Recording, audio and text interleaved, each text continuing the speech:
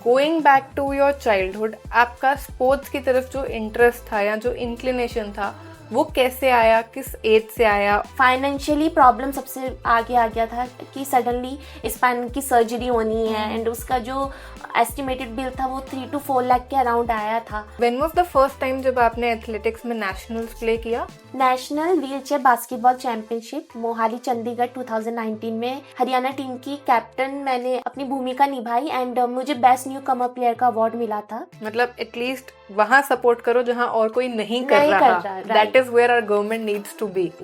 आप out of country चले जाए, हर एक चीज एक्सेसिबल है, बट इन इंडिया एक्सेसिबिलिटी हमारे सामने एक मेन ऑब्स्टिकल है। Hi everyone, welcome back to another episode of edX Talks, and this episode is very special and also very motivating, very inspiring. Please make sure कि आप इसे end तक देख रहे हैं because now let me introduce you to our guest. मेरे साथ आज है गरिमा Joshi who is an athlete turned into para athlete. Now चाहे ये event बहुत unfortunate है, but what amazes me is उनका पैशन फॉर स्पोर्ट्स, उनकी डेडिकेशन, उनका पॉजिटिव माइंडसेट के इतने सेटबैक्स के बाद भी वो रुक नहीं रही हैं, वो कंटिन्यूअसली अचीवमेंट्स की तरफ बढ़ती जा रही हैं and that I am sure is going to be an inspiration for all of you as well. So first of all welcome to the show. Thank you so much. Garima जो है इन्होंने international level के opens play किए हैं, उसमें medals जीते हैं, national championships में मेडल्स जीते हैं एंड ऑल्सो खेलो इंडिया के दोनों एडिशंस में मेडल्स जीते हैं। इनफैक्ट रीसेंट एडिशन में she has also ब्रेकन her own personal records. Also apart from this the best part is कि स्पोर्ट्स में 13 ईयर्स की एज से थी। हाउएवर लाइफ के कुछ इवेंट्स ने उनकी जो एथलीट की जर्नी थी उसको पैरा एथलीट में कन्वर्ट कर दिया and that journey is what we are going to uncover today. So are you ready? Can we start the conversation? Sure. Garima, सबसे पहले I would like to know, going back to your childhood, आपका sports की तरफ जो interest था या जो inclination था वो कैसे आया, किस एज से आया और आपने उस चीज में किस वे में ग्रो किया? मेरा जो स्पोर्ट्स कैरियर शुरू हुआ है, मैंने अपने फादर एंड अपने सिस्टर एंड अपने ब्रदर को देख के मैं इंस्पायर हुई बिकॉज मेरी जो पापा थे वो स्टेट लेवल के 1500 मीटर के एथलीट रहे थे एंड उनको उतना सपोर्ट नहीं मिल पाया था। तो उसके बाद मेरी जो सिस्टर है, मेरे से एल्डर है, वो रीजनल हॉकी प्लेयर रही हैं और उसके बाद मेरा जो ब्रदर है, यंगर ब्रदर, वो कराटे प्लेयर रहा है। तो उनको देख के मैं इंस्पायर हुआ एंड मेरे को था कि मुझे भी करना चाहिए। हालांकि मैं रनिंग से बहुत इंस्पायर थी, लेकिन फिर मैंने सोचा कि मैं भी उनके साथ जाऊं और हालांकि मैंने अपनी ब्रदर के साथ भी कराटे प्ले किया है, मैं ब्लू बेल्ट तक प्ले कर रही हूँ एंड उसके बाद मेरा वही था इंडिविजुअली फोकस करना है एंड मैं जब भी रानीखेत से हूँ, ऑब्वियसली वहाँ कुमाऊं रेजिमेंट है, तो वो मैं जब वहाँ आर्मी सोल्जर्स को रनिंग करते हुए देखती थी तो उनसे बहुत इंस्पिरेशन मिलता था, तो मुझे लगा कि मुझे भी पार्ट लेना चाहिए। तो रानीखेत में एक कैंटोनमेंट के थ्रू एक 5 किलोमीटर का रन ऑर्गेनाइज किया गया था, तो वो मेरी लाइफ का पहला इवेंट था एंड मैंने उसमें पार्ट लिया, तो उसमें मैं सेकंड पोजीशन आई। तो वहाँ से मुझे और मोटिवेशन मिला कि मुझे अपना एथलेटिक में ही कैरियर बनाना चाहिए, लॉन्ग डिस्टेंस रनर में। एंड देन मैंने स्कूल के रीजनल गेम से 800 मीटर, 1500 मीटर, 3000 मीटर में पार्टिसिपेट करना शुरू कर दिया एंड मैंने अपने KVS के नेशनल्स भी खेले, रीजनल्स में मेडलिस्ट भी रही। सो वहाँ से मेरा एथलेटिक कैरियर शुरू रहा। Got it. So it runs in the family, लेकिन also कहीं ना कहीं environmental factors जो थे, starting से आपका environment वैसा था कि आप sports की तरफ inclined थी, हाँ, and then आपकी achievements भी उसमें होती रही। जी, Great. And when was the first time जब आपने athletics में nationals play किया? इन ईयर 2013 मैंने अपने KVS नेशनल गेम्स खेले, जो कि Sai sports authority of India Gandhinagar में वो हुए थे कंडक्ट। वहाँ के ट्रैक में मैंने पार्टिसिपेट किया था एंड आज उसी ग्राउंड में मैं अपनी पैरा एथलेटिक की ट्रेनिंग करती हूँ। Oh wow, very nice. I would also like to know कि आपका जो एथलेटिक्स से पैरा एथलेटिक्स में ट्रांजिशन था, अगर आप थोड़ा सा उस एक्सीडेंट के बारे में बता सके जिसने ये शिफ्ट कॉज किया एंड ऑल्सो ना सिर्फ ये ट्रांजिशन बट उस पूरे दौरान आपकी क्या फीलिंग्स थी, आपका क्या माइंडसेट था, क्योंकि वो फेस बहुत डिफिकल्ट रहा होगा, आपने उसे कैसे ओवरकम किया? मेरा ड्रीम्स था as an athlete that time कि मैं ओलंपिक में पार्टिसिपेट करूं and suddenly 27th of May 2018 को मैंने TCS वर्ल्ड 10K बैंगलोर में एक मैराथन होती है एंड मैंने उसमें 10K में पार्टिसिपेट किया था एंड मेरा जो जेंडर रैंक था वो 6 पोजीशन आया था एंड आफ्टर 2 days के बाद मेरे को कान में हिट कर दिया कुदरे मुख में while running on a road side. So suddenly मेरे को समझ में नहीं आया कि आखिर हुआ क्या, क्योंकि ऑन द स्पॉट मेरे लेग्स का मूवमेंट होना बंद हो गया था एंड जब मैं हॉस्पिटल में गई तो डॉक्टर ने बोला कि मेरे को कंप्लीट स्पाइनल कॉर्ड इंजरी है एंड ऑपरेट करना पड़ेगा एंड मेरे 0% चांसेस हैं।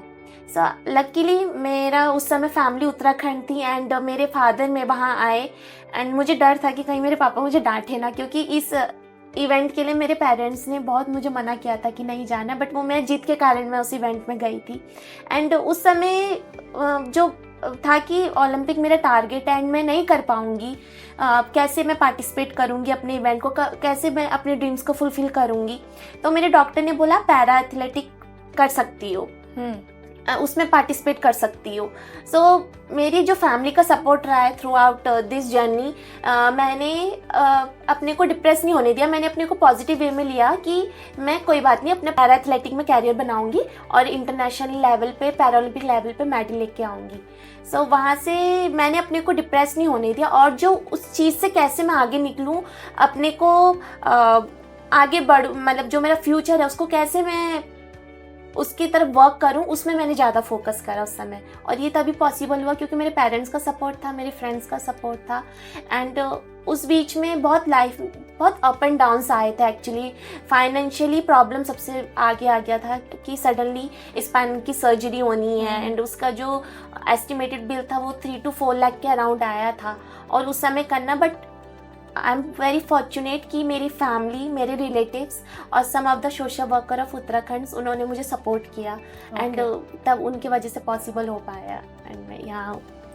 बहुत मुश्किल होता है इस ऐसी मिस हैपनिंग से एक तो गो थ्रू करना और उसके बारे में इतना इजीली, इतना पॉजिटिवली बात करना। I would really like you to share with our viewers, क्योंकि बहुत से ऐसे लोग होते हैं जिनकी लाइफ में ऑफकोर्स प्रॉब्लम्स चल रही होती हैं या सडनली ऐसी मिस हैपनिंग्स हो जाती हैं या शायद कई बार इससे छोटी भी होती है, लेकिन वो अपना दिल हार जाते हैं, अपने पैशन पे गिव अप कर देते हैं या उन लाइफ सिचुएशंस के आगे हार मान लेते हैं। अपना माइंडसेट वो पॉजिटिव कैसे रख सकते हैं या कैसे अपने आप को उससे आगे बढ़ने की डायरेक्शन में, जैसे आपने अपने आप को मूव ऑन के टुवर्ड्स लगाया, वो कैसे डायरेक्ट कर सकते हैं? मेरा ऐसा मानना है कि हर किसी के लाइफ में गोल सेट होते हैं कि उनको क्या करना है, but unfortunate up and downs life का पार्ट है और ये हमारी एक लाइफ का जर्नी हम इसको बोल सकते हैं। तो मेरा ऐसा है कि अगर आपका एक रास्ता बंद है तो आप उसका अपोजिट भी निकाल सकते हो। तो जैसे मुझे ओलंपिक्स मेरा ड्रीम्स था, बट इंजरी के बाद मैंने अपना पैरा ओलंपिक्स की तरफ ध्यान फोकस किया कि मैं उस तरफ पार्ट लूँगी। मेरा ऐसा मानना है कि लाइफ में जो भी होता है, हम अगर पास्ट की तरफ ना मुड़ के फ्यूचर की तरफ देखें, सोचें, तो आपको ये चीज़ें बहुत छोटी लगेंगी। और मेरा ये भी मानना है कि without family support, without support system से आप इतना आगे नहीं बढ़ सकते। सो सपोर्ट सिस्टम बहुत ज़्यादा इम्पोर्टेंट है। तो मेरे केस में तो मेरे फैमिली का बहुत सपोर्ट रहा है और ऊपर से मेरा जो टारगेट था, जो मेरा डॉक्टर का सपोर्ट था, मेरे अंदर एक कुछ भी प्रॉब्लम्स आती है आपके अंदर करने का जुनून आना चाहिए कि मैं ये करके रहूँगी, एक जिद्दी बन के। तो मेरे अंदर वो क्वालिटी थी, तो इसीलिए मैंने ये चीज़ें अपने ऊपर नहीं हावी होने दिया। आई एम रियली ग्लैड कि आपके अंदर वो क्वालिटी है एंड आई विश कि वो क्वालिटी आप ऐसे ही अपने अंदर तो रखो ही, औरों के अंदर भी बांटो, बिकॉज ओनली देन हमारे पास इतनी सारी अचीवमेंट्स आई हैं जो आप लेके आए हो पूरी कंट्री के लिए। सो एंड बिफोर जैसे कि आपने कहा कि support system is very very important, मैं पैरा एथलेटिक्स के पर्सपेक्टिव में सपोर्ट सिस्टम की खासकर बात करना चाहूँगी। लेकिन उससे पहले आप थोड़ी सी अपनी जर्नी 2018 जब आपका एक्सीडेंट हुआ और आप पैरा एथलेटिक्स में आए, उसके बाद की जर्नी और जो आपकी अचीवमेंट्स रही हैं, अगर वो शेयर कर सकते हो हमारे व्यूअर्स के साथ, ताकि उन्हें और इंस्पिरेशन मिले कि कैसे कैसे कहाँ तक पहुँचा जा सकता है। मई से अगस्त तक का बैंगलोर में थी, रिहैब ले रही थी अपने एक्सीडेंट के बाद। एंड जब मैं टीसीएस के लिए जा रही थी तो मैं अपने वहाँ के चीफ मिनिस्टर सर से मिल के आई थी। उस समय जो चीफ मिनिस्टर सर थे वो ऑनरेबल त्रिवेंद्र सिंह रावत सर थे। एंड जब उनको सोशल मीडिया के थ्रू पता चला कि मेरा एक्सीडेंट हुआ है तो वो स्पेशली मुझसे बैंगलोर मिलने आए। एंड वहाँ से क्योंकि मेरे जो मणिपाल हॉस्पिटल में मेरी सर्जरी हुई तो वहाँ रिहैबिलिटेशन की कोई फैसिलिटीज़ नहीं थी। उन्होंने मुझे इंडियन स्पाइनल इंजरी सेंटर वसंत कुंज दिल्ली में रेफ़र किया था। बट इंडियन स्पाइनल इंजरी का जो कॉस्ट था वो अराउंड लाइक मेरे क्लास फैमिली अफोर्ड नहीं कर सकता था। सो मेरी गवर्नमेंट को जब पता चला तो मेरे गवर्नमेंट ने बोला कि वो मुझे इस चीज़ में सपोर्ट करेंगे। एंड अगस्त में मेरी गवर्नमेंट ने हॉस्पिटल को बिल पे किया था 13,10,000 का। एंड तब मैं अपने रिहैब के लिए Indian spinal injury centre I. And वहीं से मैं एक्टिव हुई। मैंने खुद इंडिपेंडेंट वहाँ से सीखा कि कैसे शिफ्ट होना है, कैसे आप अपने आप खुद वर्क कर सकते हो, क्योंकि उससे पहले मैं दूसरे पर ही डिपेंड थी। एंड वहीं से फिर मुझे मोटिवेशन मिला। मैं एचपीएस आहूवालिया सर से मिली जो उस हॉस्पिटल के फाउंडर हैं। वो भी व्हील चेयर में सर्वाइकल इंजरी हुई थी उन्हें कारगिल वॉर के थ्रू। एंड वहाँ से मुझे उनसे इंस्पिरेशन मिली। एंड वहीं से फिर हॉस्पिटल से मैंने रिहैब भी लिया। एंड वहीं से मैं अपने पता चलता था कि आज इधर मैराथॉन्स है उधर है, तो मेरा भी अंदर से मोटिवेशन होता था कि मैं वहाँ जाके पार्टिसिपेट करूँ। एंड मेरे डॉक्टर ने भी मुझे बोला कि आपको करना चाहिए। सो मैंने 21 अक्टूबर को Delhi Airtel half marathon champion with disability 3 kilometre में पार्टिसिपेट किया था व्हीलचेयर कैटेगरी में। एंड मेरा फर्स्ट पोजीशन आया था। देन हॉस्पिटल में रह के फिर मैं गई थी सुपर सिक 10 किलोमीटर रन होती है बंगला साहिब गुरुद्वारा से दिसंबर 2018। तो वहाँ से मैंने व्हीलचेयर कैटेगरी में 10 किलोमीटर में पार्टिसिपेट किया था। एंड वहाँ भी मैं first position I.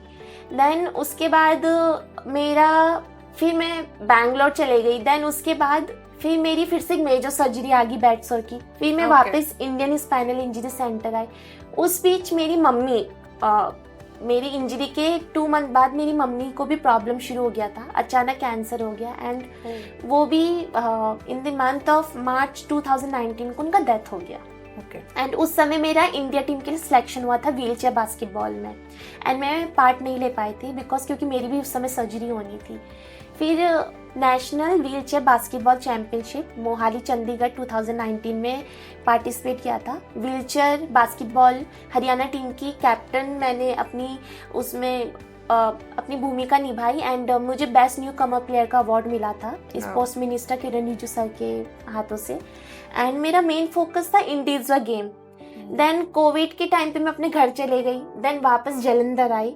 And Jalandhar से मैंने 2021 में अपनी पैरा एथलेटिक की javelin throw and discus throw की ट्रेनिंग शुरू कर दी। एंड 2022 में इंटरनेशनल क्लासिफिकेशन कराना था। इंटरनेशनल क्लासिफिकेशन हमें कैटेगरी मिलती है। अभी जो मेरी कैटेगरी है वो F55 है। तो मेरा जो कंपटीशन है वो पूरे वर्ल्ड में F55 कैटेगरीज के एथलीट्स के साथ होगा। मींस F51 से लेके F55 तक का स्पाइनल कॉर्ड इंजरी की अलग अलग लेवल के एथलीट्स इसमें पार्ट आते हैं। तो मेरे साथ ब्लाइंड का कंपटीशन नहीं हो सकता, मेरे साथ एम्पूटी का कंपटीशन नहीं हो सकता। एंड मेरे साथ जो चल सकते हैं या डेफ हैं उनका कंपटीशन नहीं हो सकता। मेरे साथ सिर्फ व्हीलचेयर कैटेगरीज में पोलियो एंड स्पाइनल कॉर्ड के साथ ही कंपटीशन हो सकता है। सो मेरे सामने वो चैलेंज था कि मेरे पास कैटेगरी होना बहुत ज़्यादा ज़रूरी है। तो उसके बाद मैंने प्रोफेसर अविनाश सिंह सर से मैं मिली थी अपने व्हीलचेयर बास्केटबॉल में। सर से मिली थी 2019 में। एंड मैंने सर को सोशल मीडिया के थ्रू कांटेक्ट किया। एंड देन वहाँ से हमारा बात हुआ। फिर मैंने सर को पूरा बताया कि मेरे सामने ये चैलेंजेस आ रहे हैं, 4 लाख फंड लगना है और ये मेरे लिए बहुत इंपॉर्टेंट है। एंड सर ने विदाउट एनी डाउट उस चीज़ को समझा। और सर को आई थिंक पहले से ही पता था पैरा के बारे में। तो वहीं से असली जर्नी मेरी शुरू हुई कि मैं इटली गई, फंड मेरे लिए इकट्ठा हुआ सोशल मीडिया के through. Professor Avinash Singh sir ने वो करा। एंड जो लोगों ने मुझे सपोर्ट किया, एक बार भी मुझे कॉल नहीं आया, किसी का भी नहीं आया कि क्यों जाना है, गवर्नमेंट सपोर्ट नहीं कर रही है। एंड इतना अच्छा सपोर्ट मिला। वहीं से मेरा टर्निंग पॉइंट शुरू हो गया कि मेरे लिए बहुत ईजीली हो गया कम्पीट करना। फिर मैंने इटली में गई, वहाँ मेरा javelin throw and discus throw में 2nd एंड 3rd रैंक आया। देन मैंने 5th Indian open international championship Bangalore में पार्टिसिपेट किया, वहाँ मेरा javelin throw and discus throw में सिल्वर मेडल आया एंड शॉर्ट पुट में ब्रॉन्ज आया। देन उसके बाद मैंने 6th इंडियन ओपन खेला, उसमें भी मेरा सिल्वर एंड ब्रॉन्ज मेडल आया। फिर मैंने जनवरी में national para athletic championship Goa में हुई थी, उसमें भी मैंने javelin throw and discus throw में बोथ में सिल्वर मेडल विन किया। फिर मैंने first edition of Khelo India में पार्टिसिपेट किया, तो मेरा javelin throw and discus throw में ब्रॉन्ज मेडल आया था बिकॉज कैटेगरी मर्ज थी। तो राजा सिस्टम लगा था। एंड उसके बाद फिर मैंने रिसेंट मेरी सर्जरी हुई है जनवरी में एंड उसमें मेरे सामने चैलेंज ये था कि मेरे फरवरी में नेशनल गेम्स थे। सो मेरे डॉक्टर इतना अच्छे कि उन्होंने उस सर्जरी को ऐसे अकॉर्डिंगली शेड्यूल करा कि मैं अपना नेशनल में भी पार्टिसिपेट कर सकूं। बट उस समय भी मेरी स्ट्रेचेस लगे थे, मैंने उस स्ट्रेचेस में ही रह के अपनी ट्रेनिंग शुरू करी तमिलनाडु में। एंड मैंने javelin throw and discus throw में 4th पोजीशन मेरी आई। इनफैक्ट मैं 1 सेंटीमीटर से मेडल मिस हो गया जैवलिन थ्रो में। एंड उसके बाद फिर मैंने world para athletic grand pre India में हुआ था, फर्स्ट टाइम होस्ट किया था न्यू दिल्ली में मार्च में। एंड उसमें भी मेरा 4th पोजीशन आया क्योंकि मेरा रिकवरी स्टेज चल रहा था। देन ग्रैंड प्री के 1 वीक बाद यानी कि 22 ऑफ मार्च को मेरा इवेंट था, 2nd edition of Khelo India. And उसमें जैवलिन थ्रो में मेरा सिल्वर मेडल आया with my personal record, personal best.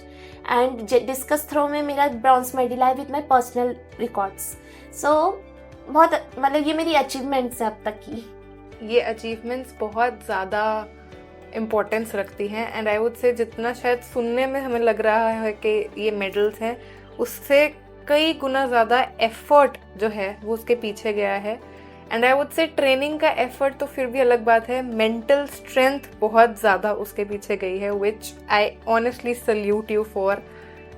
I am honestly at a short of words कि इतनी सारी चीज़ें गो थ्रू करने के बाद भी आप इतना पॉजिटिवली आगे बढ़ रहे हो।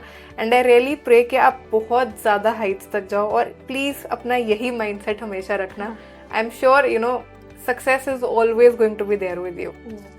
Now to bring it a little on the lighter end and also to discuss more about the para athletic domain overall, मैं आपसे अंडरस्टैंड करना चाहूँगी, जैसे आपने इवन मेंशन किया कि इटली के टाइम पे भी गवर्नमेंट ने उस चीज़ में सपोर्ट नहीं किया या इवन आपकी बाकी गेम्स में, तो किस लेवल का सपोर्ट सिस्टम है ओवरऑल पैरा एथलेटिक्स के लिए हमारी कंट्री में, या अगर यू नो कोई भी प्लेयर इस डोमेन में अगर आता है तो कैसा सपोर्ट सिस्टम है, वो बाहर गेम्स में कैसे एनरोल होता है, कैसे चीज़ें फंक्शन करती हैं, या अगर गवर्नमेंट नहीं सपोर्ट कर रही तो कौन से ऐसे सोर्सेज हैं जिनको वो लोग रीच आउट कर सकते हैं? मैं आपको बताना चाहती हूँ, पैरा एथलेटिक के पहले अवेयरनेस उतनी थी नहीं जितनी टोक्यो पैरालंपिक्स के बाद हुई है। एंड मेरा ये मानना है, जैसे और कोचेस भी बोलते हैं कि एक डिफरेंटली एबल अपने घर से बाहर निकले, एक्टिव हो, यही हर किसी की एफर्ट रहता है कि एटलीस्ट वो बाहर रह के अपने को एक्टिव करे, स्पोर्ट्स एक्टिविटीज़ में पार्ट ले। एंड रही बात, गवर्नमेंट ऑनली सपोर्ट करती है, जो थ्रू आउट मैंने ये जर्नी देखा है, मेजर इवेंट्स में करती है, like Asian games, Paralympic and world para athletic championship में वो सपोर्ट करती हैं। एंड रैंकिंग इवेंट के लिए आपको खुद ही अपना पे करके जाना पड़ता है। जैसे मैं इंटरनेशनल क्लासिफिकेशन के लिए गई तो मेरे को प्रोफेसर अविनाश सिंह सर ने कैंपेन किया था, वो सपोर्ट से मैं जा पाई। अगर शायद मुझे वो सपोर्ट नहीं मिल पाता तो शायद आज मैं इंटरनेशनल क्लासिफाइड एथलीट होती ही नहीं। देन उसके बाद अभी जैसे मैंने आपको बोला इंडियन ओपन होते हैं, तो उसमें भी जो फी होती है वो भी हमें अपने पॉकेट से देना पड़ता है। नाउ करेंटली अभी मैं sports authority of India Gandhinagar के अंडर हूँ, एनसीओ के अंडर, तब भी हमारे सामने चैलेंजेस आ जाता है कि पहले आपको अपने पॉकेट से देना पड़ेगा, बाद में वो रिम्बर्स हो जाएगा। सो एथलीट्स के लाइफ में सबसे पहला जो प्रॉब्लम आती है वो फाइनेंशियली ही आती है, क्योंकि हर कोई उतना एफर्ट नहीं कर पाता है। बिल्कुल। तो यही है कि गवर्नमेंट मेजर इवेंट्स पे ध्यान देती है। मेरा ये मानना है कि टैलेंट को देख के कि आने वाले फ्यूचर में वो कैसे अच्छा कर सकता है या नहीं कर सकता, उसको देखते हुए गवर्नमेंट को सपोर्ट करना चाहिए।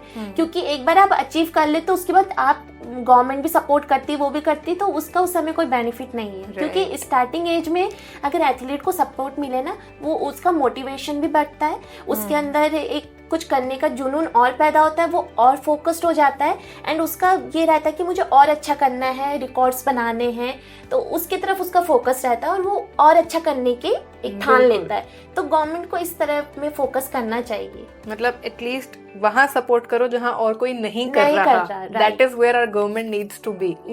एंड जब तक हमारी गवर्नमेंट की तरफ से वैसे इनिशिएटिव्स नहीं आ रहे हैं, और कौन सी ऑप्शंस है जिसके बेसिस पे ये सपोर्ट सिस्टम वर्क करता है? स्पॉन्सरशिप बहुत सारे फाउंडेशंस हैं, लाइक OGQ है, गो स्पोर्ट्स फाउंडेशन है, इंडियन ऑयल है, ONGC है, ऐसे बहुत सारे स्पॉन्सरशिप है जो स्पॉन्सर करते हैं एथलीट्स को। बट पैरा एथलीट्स के सामने एज फैक्टर आ जाता है। जैसे मैंने एट एज ऑफ 20 स्टार्ट किया, सो मेरा ऐसा मानना है, थ्रू आउट दिस इंटरव्यू अगर आप लोग वॉच कर रहे हैं तो मेरा यह है कि एथलीट्स पैरा में आपको एज को एक्सटेंड करना चाहिए, क्योंकि पैरा में ही एथलीट्स बहुत लेट एंटर होते हैं। कोई एक्सीडेंट से होता है, कोई मोटिवेट होके आता है, किसी ने घर से निकल के स्टार्ट किया है, तो हम लोगों को एज उसमें मिलना चाहिए। मैं आपको बताती हूँ कि at a age of 18 to 25 age रख देता है। तो मोस्टली आप पैरा एथलीट्स देखेंगे तो वो 25 प्लस से शुरू करते हैं, तो एज फैक्टर भी बहुत बड़ा रोल प्ले करता है कि नहीं मिल पाता स्पॉन्सरशिप। सो मेरा ऐसा मानना है कि अगर पैरा में और ग्रो चाहिए या चाहते हैं कि एथलीट्स अच्छा रिप्रेजेंट करे, इंडिया को मेडल लेके आए, तो एज भी उसमें एक्सटेंड करना चाहिए, तो जिससे एथलीट और अच्छा परफॉर्म कर सकता है। तो even I feel to summarise it, जहाँ हम सपोर्ट करने की कोशिश कर रहे हैं, बिकॉज ये ऑर्गेनाइजेशंस फंडिंग तो दे ही रही हैं, हमें शायद पैरा एथलेटिक्स को हमें समझने की ज़रूरत है कि वो नॉर्मल एथलेटिक्स नहीं है। हम सेम कैटेगराइजेशन और जनरलाइजेशन वहाँ पे नहीं अप्लाई कर सकते हैं। अगर आप जेन्युइनली उस कॉज को सपोर्ट कर रहे हैं, वहाँ के लोगों से जाके बात करें, उसे डीप ग्रास रूट लेवल तक समझें और फिर उसके हिसाब से पॉलिसीज बनाएं, बिकॉज जो सपोर्ट आप देना चाहते हैं वो जेन्युइनली मिलना भी चाहिए, because that is the aim, right? So may be that could be one thing. And also apart from it I'd like to know के ओवरऑल जो हमारा, जैसे कि आपने बिल्कुल सही कहा कि पैरा एथलेटिक्स रिसेंटली थोड़ा हाईलाइट में आना शुरू हुआ है, उससे पहले इतनी अवेयरनेस भी नहीं थी।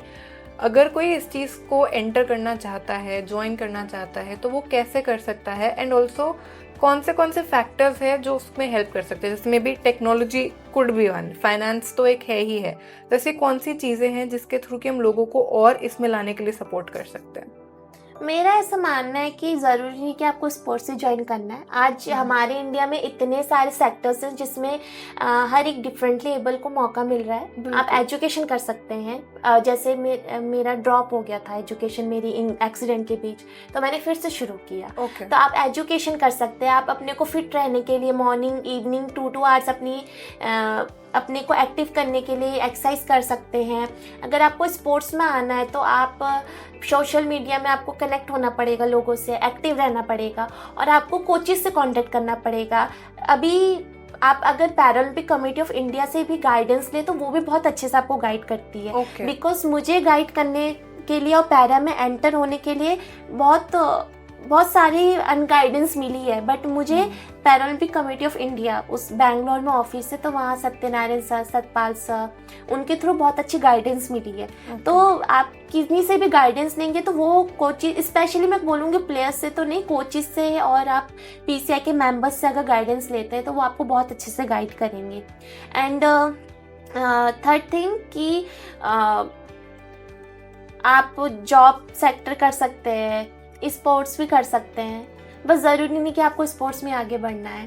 तो बहुत सारे सेक्टर्स हैं जिसमें आपको जिस चीज़ में शौक है, आपको एजुकेशन में करना है, आपको जॉब करनी है, आपको जिसमें भी आगे बढ़ना है, आज एवरी सेक्टर्स एक डिफरेंट लेवल के लिए रिजर्व की गई है, तो उसमें आप ट्राई कर सकते हैं।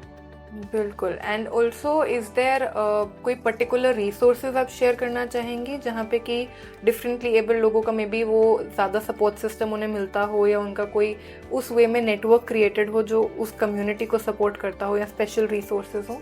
रिसोर्सेज तो मेरे को पता नहीं है, बट हाँ यस, हम लोगों के काफ़ी ग्रुप्स हैं। ओके। सो हम लोग उसमें पूरे ऑल ओवर द इंडिया के जो डिफरेंटली एबल है, चाहे एथलीट्स या लोग, उनसे हम कनेक्ट रहते हैं, तो वहाँ से इन्फॉर्मेशन मिलती रहती है। तो मेन है कि वही सोशल मीडिया में कनेक्ट होना पड़ेगा, एक्टिव होना पड़ेगा, एंड आपको हर एक लोगों को चाहे फ्रेंड रिक्वेस्ट भेजे या करे, बट आपको कनेक्ट होना पड़ेगा लोगों से, तभी आपको वो चीज़ों के बारे में पता चलेगा। बिल्कुल, got it. And also because आप इटली भी गए हो, एंड यू नो आपने ग्लोबली भी ऑब्वियसली, जब आप चैम्पियनशिप्स के लिए प्रिपेयर करते हो तो आप हर तरीके के, हर कंट्री के प्लेयर्स से मिलते हो, देखते हो। Where do you think India globally stand करता है पैरा एथलेटिक्स के यू नो एस्पेक्ट में? एक्सेसिबिलिटी मेन चैलेंज है इंडिया में। आप आउट ऑफ कंट्री चले जाए, हर एक चीज़ एक्सेसिबल है वहाँ, एवरी डिफरेंटली एबल इंडिपेंडेंट है, बट इन इंडिया एक्सेसिबिलिटी हमारे सामने एक मेन ऑब्स्टिकल है, और हम अकेले ट्रैवल कर ही नहीं सकते क्योंकि हर पॉइंट पे कुछ ना कुछ ऑब्स्टिकल्स हैं। सो आई थिंक पैरा एथलेटिक में ग्रो कर रहा है, बट एक्सेसिबिलिटी में भी इंडिया काफ़ी पीछे है कंपैरिजन टू हम ग्लोबल की बात करें तो उसमें ध्यान देना चाहिए। एक्सेसिबिलिटी इन टर्म्स ऑफ आपकी अर्बन डिजाइनिंग हो गई, कैब्स हो गए, any other things that you would like to mention? Ramp होना बहुत ज़्यादा ज़रूरी है, लिफ्ट होना ज़रूरी है, एंड लाइक आप ये समझ लीजिए एक ओल्ड पर्सन को जाना है तो वो स्टेप्स नहीं चढ़ सकता, उनको रैंप चाहिए। तो एज पॉसिबल हम जितना भी एक्सेसिबल करें, बस हो, ट्रांसपोर्ट हो, होम हो, ऑफिसेज हो, मॉल्स हो, रेस्टोरेंट्स हो, तो उतना बहुत ईजी रहेगा, और तब हम कह सकते हैं कि हाँ इस इंडिया स्टैंड करता है। बिल्कुल, आई एम श्योर कि देयर इज स्टिल टाइम तो लगेगा, बट एटलीस्ट किसी पॉइंट पे आके हम ये यू नो इंक्लूसिविटी जो है, वो फ्रेंडलीनेस जो है, अपने हर एस्पेक्ट ऑफ द कंट्री में अडॉप्ट कर पाए, अचीव कर पाए। That's what you know we can wish, and probably as youngsters I think हम कहीं ना कहीं थोड़े वे में छोटे छोटे स्टेप्स लेके उसके टुवर्ड्स कॉन्ट्रीब्यूट भी कर सकते हैं। Also, if anybody of you wants to know more about this or wants to contribute for para athletics in any way, feel free to reach us out. Just put a comment and our team will get in touch with you. So Garima, what is coming next for you? I mean, you are a person जिसकी vision clear है, passion बहुत strong है, and I know that you are unstoppable. But what is next in the journey? Is it मतलब कोई championship है या आप कैसे आगे जा रहे हो अभी? अभी मेरा 10th of July world para athletic championship qualification round है बैंगलोर में, एंड वो मेरा टारगेट है उसमें क्वालिफाई करने के लिए, एंड मेन टारगेट मेरा 2026 एशियन पैरा गेम्स है। एंड होपफुली मेरा जिस तरीके से ट्रेनिंग चल रहा है, मैं डेफिनेटली मेडल विन करूंगी इंडिया के लिए। सो अभी मेरा main focus world para athletic championship का क्वालिफिकेशन है। ओके, तो उसके लिए भी मतलब आप अपने एंड से सब कर रहे हो या कोई सपोर्ट है, या मे बी अगर आपको कोई सपोर्ट रिक्वायर्ड है, we can of course share that with the viewers as well.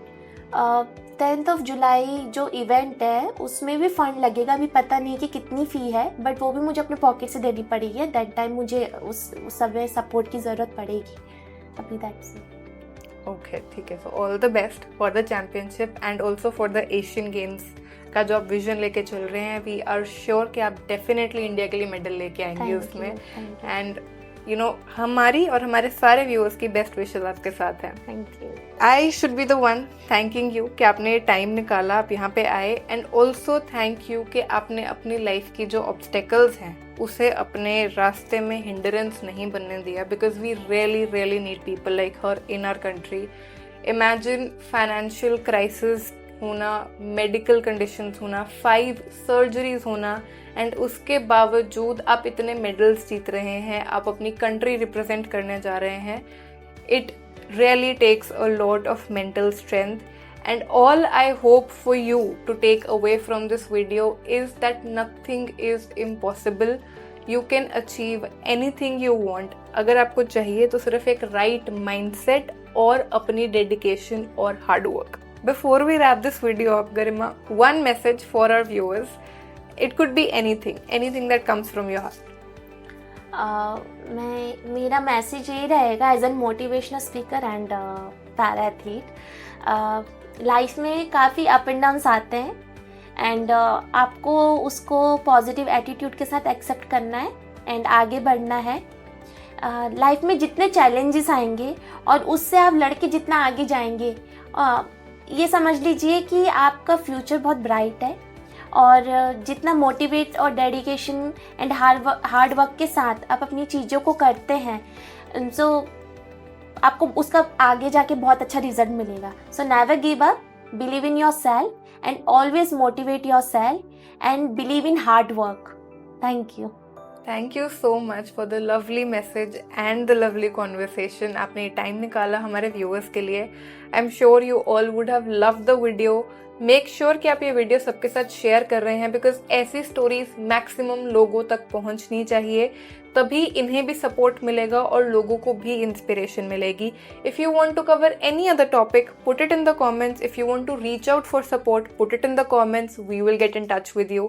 Like the video, share the video, and subscribe to the channel. Thank you so much for watching. Thank you.